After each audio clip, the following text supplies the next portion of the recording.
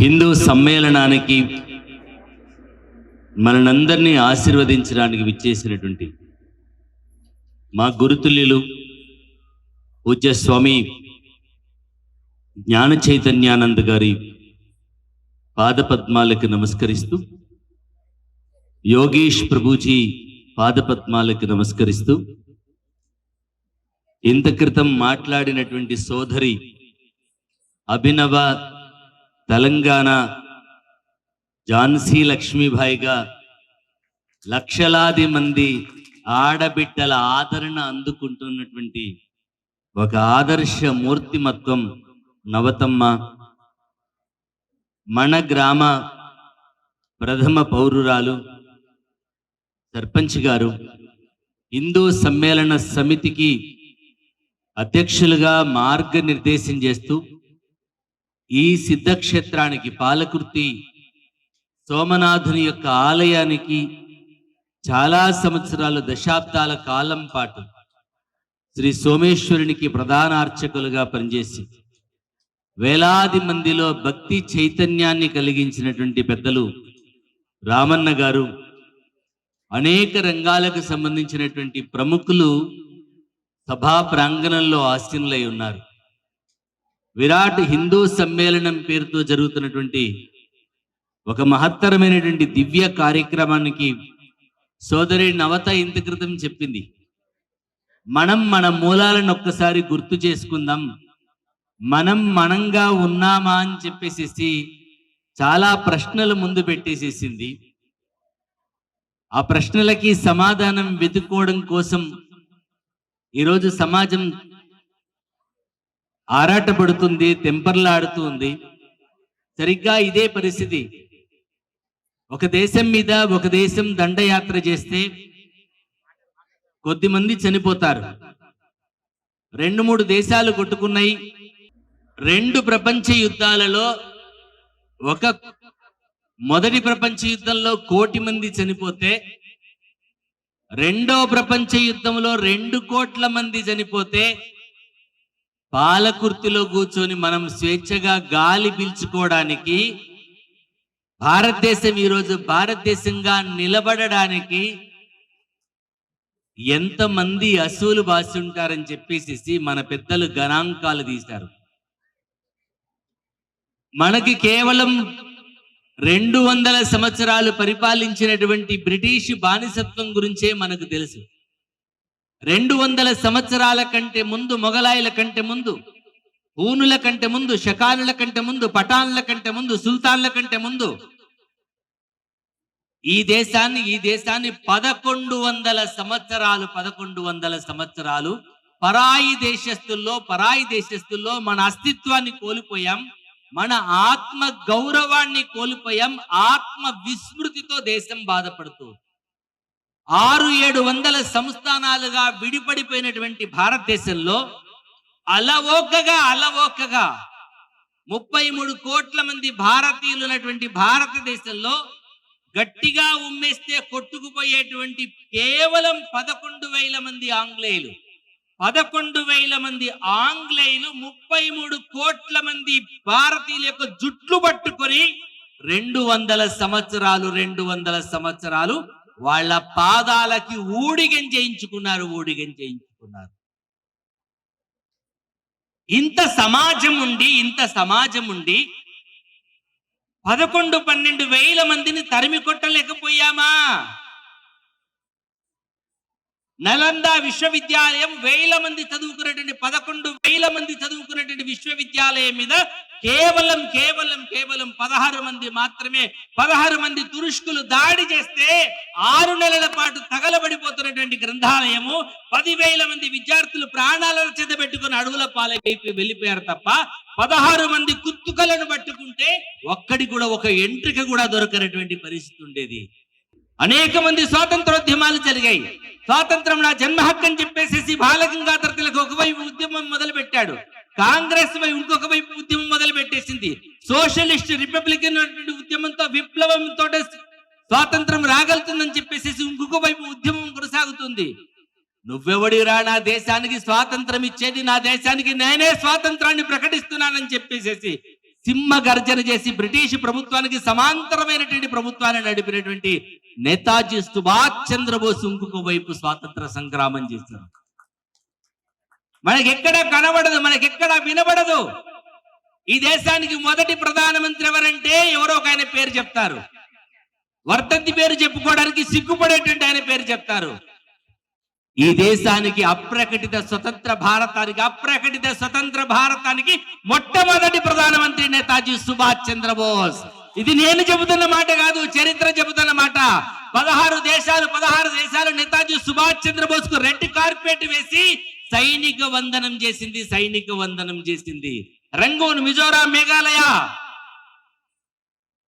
ఈ ప్రాంతాలన్నింటిని కూడా జయించుకొని మన దేశానికి స్వాతంత్రాన్ని ప్రకటించినటువంటి మహాయోధుడు.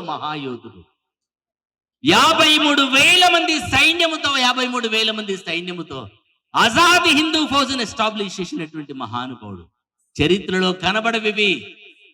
చరిత్రలో మహానుభావుల త్యాగాలు కనబడవు. సంభాజీ త్యాగం కనబడదు, శివాజీ త్యాగం కనబడదు. ఒక్కసారి మళ్ళీ చరిత్రలో కనుక ఇవన్నీ పునరావృతం అయితే ఈ దేశం పునరుత్తేజం అవుతుంది. దేశం స్వాభిమానంతో నిలబడితే హిందువులందరూ సింహ గర్జన చేస్తే మన పాచుకలు ఈ దేశంలో పారవు గనక మీరందరూ బానిసలరా. మీ అందరికీ బీర్బల్ గురువు, మీ అందరికీ అక్బరు, మీ అందరికీ బాబర్ గురువు, మీ అందరిని పరిపాలించినటువంటి వాళ్ళు వీళ్ళందరూ కూడా. మీకు మహారాణా ప్రతాప్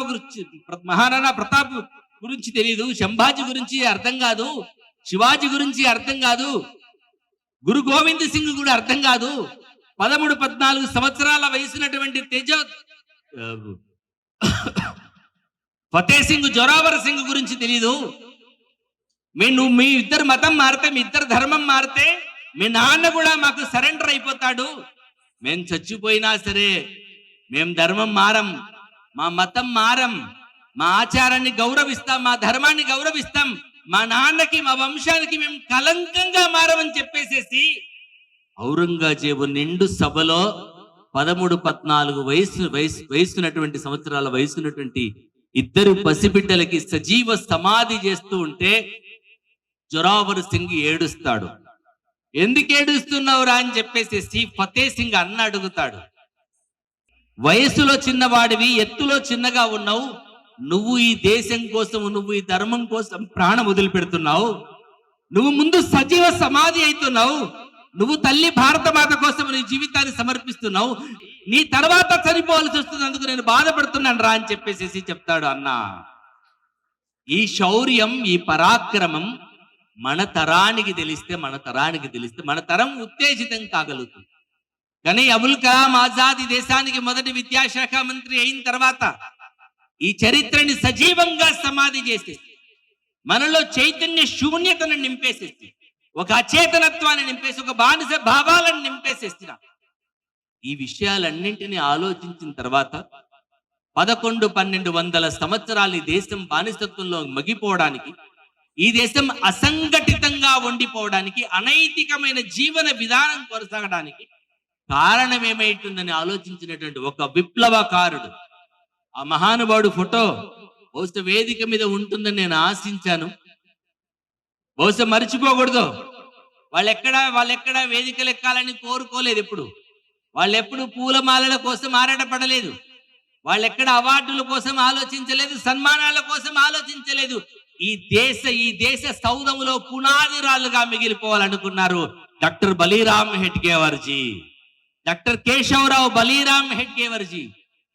1925 సంవత్సరంలో విప్లవోద్యమంలో పాల్గొంటున్న సమయంలో, విప్లవకారులతో కలిసి బాంబులు తయారు చేసినటువంటి సమయంలో, కలకత్తాలో MBBS పూర్తి చేసిన తర్వాత దేశంలోకి తిరిగి వచ్చి వైద్యం చేస్తాడని అనుకున్నారు.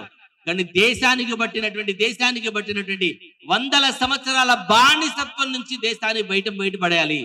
100 సంవత్సరాలు ఈ దేశంలో ఎదుర్కొన్నటువంటి బానిసత్వం నుంచి బయటపడాలంటే ఈ దేశంలో వ్యక్తిత్వాన్ని నిర్మాణం చేయాలి, స్వాభిమానాన్ని నిర్మాణం చేయాలి, స్వతంత్ర కాంక్షతో కూడుకున్నటువంటి లక్షలాది కోట్లాది మంది శత్రు దుర్భేద్యమైనటువంటి సైన్యాన్ని దేశం కోసం నిర్మాణం చేయాలని చెప్పేసి సరిగ్గా విజయదశమి రోజున 100 సంవత్సరాల క్రితం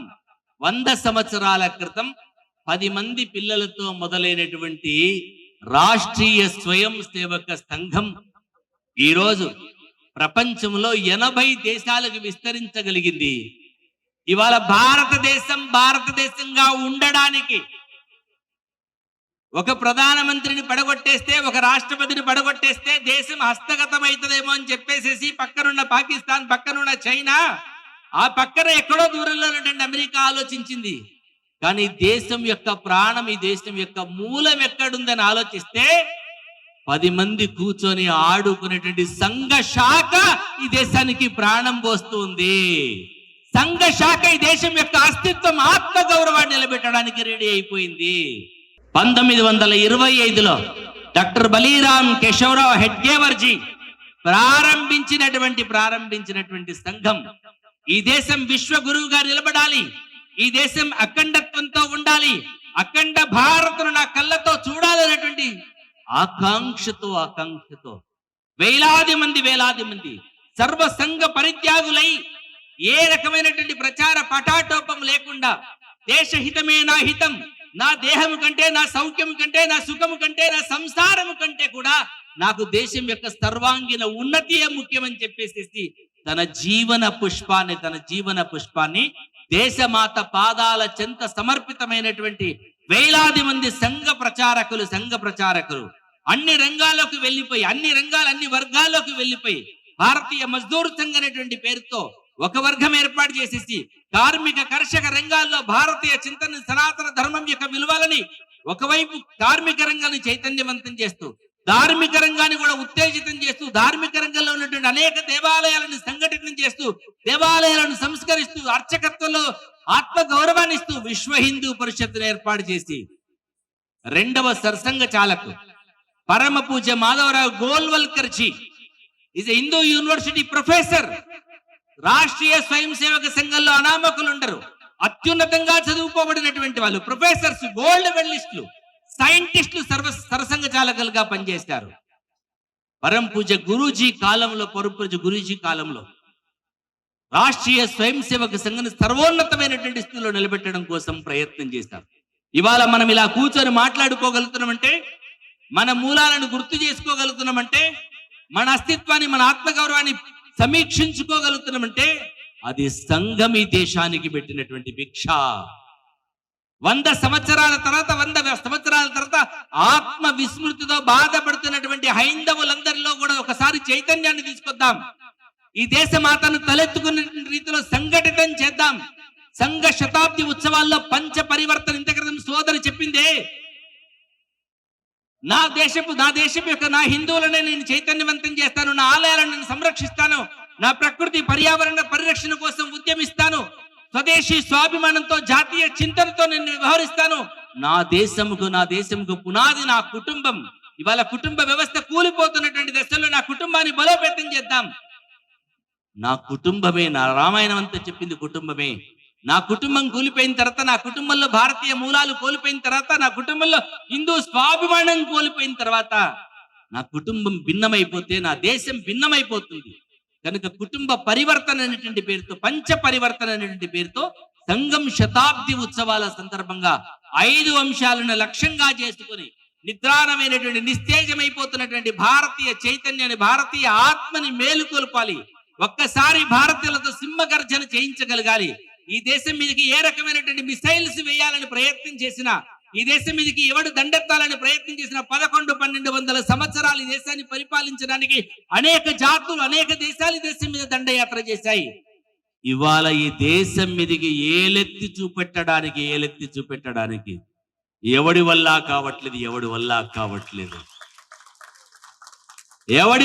కావట్లేదు. నా స్త్రీలను అవమానించావు, నా స్త్రీలను అవమానిస్తే నా ఆడబిడ్డతో సమాధానం చెప్తా.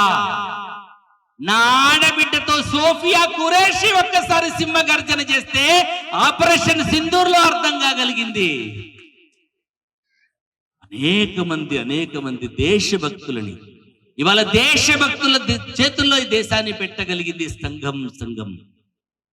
500-600 సంవత్సరాల కాలం పాటు మనందరి ఆదర్శ పురుషోత్తముడైనటువంటి రామచంద్రుడి ఆలయం కట్టుకోవడానికి ఈ దేశం యొక్క అస్తిత్వం, ఆత్మగౌరవం శ్రీరామచంద్రుడు, మర్యాద పురుషోత్తముడైనటువంటి రామచంద్రుడి ఆలయం కట్టుకోవడానికి లక్షలాది మంది అసూలు వస్తే నా దేశంలో ఉన్న రాముడికి ఆలయం లేదు.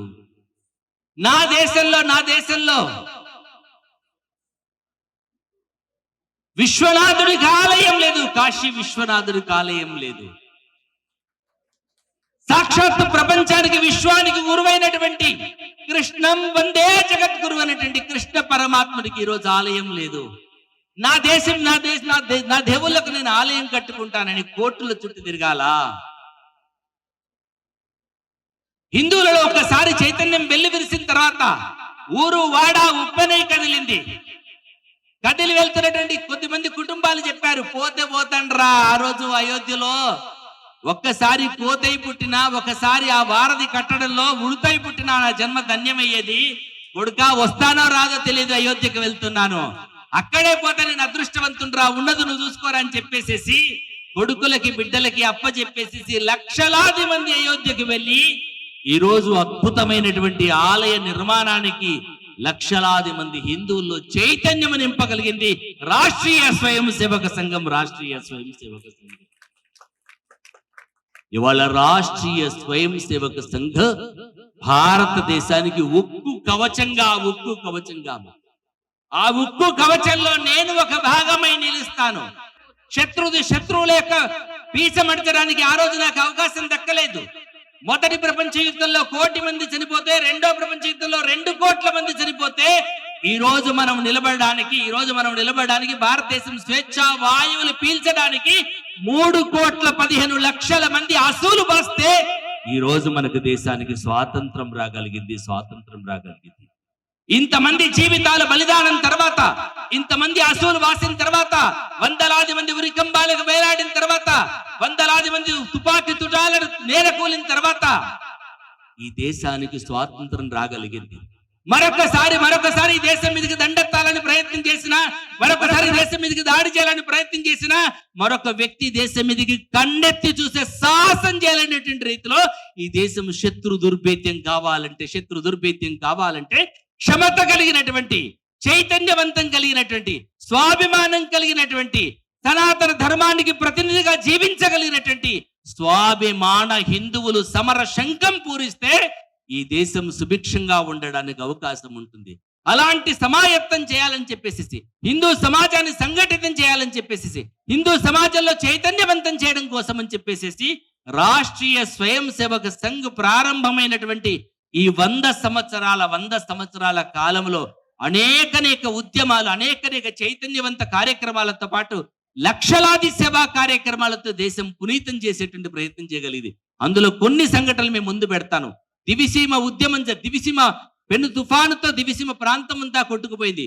ప్రభుత్వం, అధికారులు, సైన్యము, పోలీసులు ఎవరు వెళ్ళలేనటువంటి స్థితిలో కూడా సంఘ స్వయం సేవకులు లక్షలాది మంది ప్రాణాలు పోతున్నా, వరదలొచ్చి కొట్టుకుపోతున్నా సరే నా భారతీయుని కాపాడాలి, నా దేశస్థులను కాపాడాలి, నా హిందువులను కాపాడాలని చెప్పేసేసి భారత ప్రభుత్వానికంటే ముందు, ఆంధ్రప్రదేశ్ ప్రభుత్వానికంటే ముందు దివిసీమలో లక్షలాది మందిని చేరదీసి ఆశ్రయం కల్పించినటువంటి ఏకైక సంస్థ రాష్ట్రీయ స్వయం సేవక సంఘం.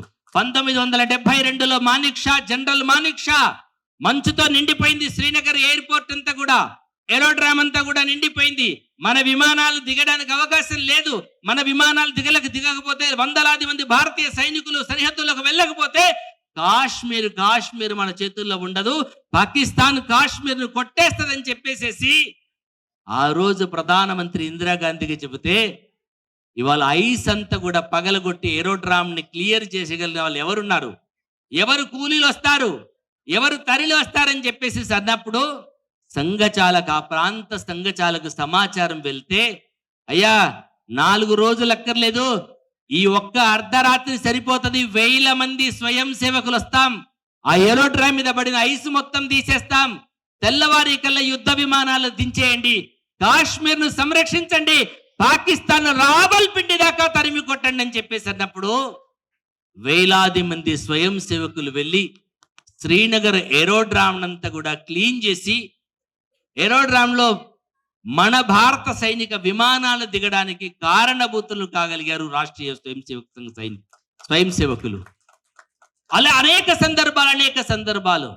రాజా హరి సింగ్ స్వాతంత్రం వచ్చిన తర్వాత కాశ్మీర్ని తీసుకెళ్లి పాకిస్తాన్ లో కలిపేద్దామంటే సంఘం యొక్క రెండవ సర్సంఘ చాలకు పరమ పూజ మాధవరాజు గోల్వల్కర్ గారు రాజా హరి సింగ్ దగ్గరికి వెళ్ళి, భారతదేశానికి రక్షణ ఉండదు, హిందువులకి రక్షణ ఉండదు, హిందూ దేశమైనటువంటి ఈ దేశాన్ని కబలించేస్తారు కనుక దయచేసి భారత యూనియన్ లోనే కలపాలని చెప్పేసేసి రాజా హరిసింగ్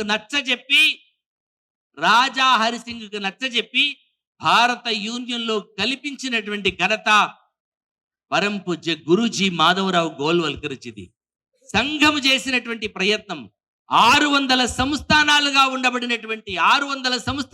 ఉండబడిన భారతదేశాన్ని భారత యూనియన్ లో కలపడంలో పరమ పూజ్య గురూజీ పాత్ర కీలకమైనటువంటిది. మనందరం గుర్తుపెట్టుకోవాల్సినటువంటి విషయం, మన తెలంగాణ ప్రాంతం కూడా భారత యూనియన్ లో లేదు. భారతదేశానికి 1947లో స్వాతంత్రం వస్తే మనకు 48లో స్వాతంత్రం వచ్చింది.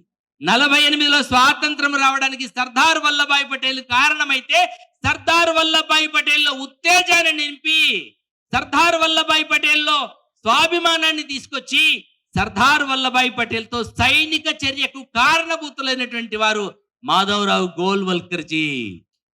సర్సంఘ చాలక పూజ రెండవ సర్సంఘ చాలక చేసినటువంటి ప్రయత్నం వల్ల ఇవాళ తెలంగాణకు స్వాతంత్రం రాగలిగింది. అనేక ఉద్యమాల్లో దేశం సంఘటితం కావడానికి, దేశం సంస్కారవంతంగా నిలబడడానికి, స్వాభిమానంతో నిలబడడానికి, వ్యక్తిత్వంతో కూడుకున్నటువంటి వ్యక్తులను కనుక సమాజానికి అందించగలిగితే ఈ వ్యవస్థను బలోపేతం చేయగలుగుతామని చెప్పేసేసి రాష్ట్రీయ స్వయం సేవక సంఘం 100 సంవత్సరాలుగా పనిచేస్తుంది. సోదరి ఇంత క్రితం మాట్లాడినటువంటి విషయాలను గుర్తుపెట్టుకుందాం. భారతదేశానికి ఆపదొస్తే ఆదుకోవడానికి ఎవరూ లేరు. ప్రపంచ దేశాల్లో ఏ దేశానికి ఆపదొచ్చినా ఇంకో దేశం ఆదుకోవడానికి రెడీగా ఉంది. కానీ హిందువులకు ఆపదొస్తే ప్రపంచంలో ఆదుకునే హిందూ దేశం ఒక్కటి కూడా లేదు. ఉన్నదల్లా మనకు ఒకటే దేశం. ప్రపంచ దేశాలన్నీ కూడా ఒక్కటై దేశం మీదకి దండెత్తితే మనకి హిందూ మహాసముద్రమే దిక్కైపోతుంది, హిందూ మహాసముద్రమే దిక్కైతుంది. కనుక మేలుకొందాం, మన జాతిని సంరక్షించుకుందాం, మన దేశాన్ని సంరక్షించుకుందాం, మన ధర్మాన్ని సంరక్షించుకుందాం. మనందరం కూడా కులాలను పక్కన పెట్టేసి మన జాతికి రాచకుండు కులం మనల్ని విడిపడిపోవడానికి కారణభూతులైనటువంటి ఆ కులాలను పక్కన పెట్టేద్దాం, మతాలను పక్కన పెట్టేద్దాం, ఆచారాలను పక్కన పెట్టేద్దాం. అమ్మ భారత మాతే మనందరికీ తల్లి. అమ్మ భారత మాత సేవలో మనందరం స్వాభిమానంతో సనాతన ధర్మానికి ప్రతినిధులుగా జీవించడం కోసం ఈ శతాబ్ది ఉత్సవాల సందర్భంగా సంకల్పం చేద్దామని చెప్పేసి ఆశిస్తూ సెలవు తీసుకుంటున్నాను.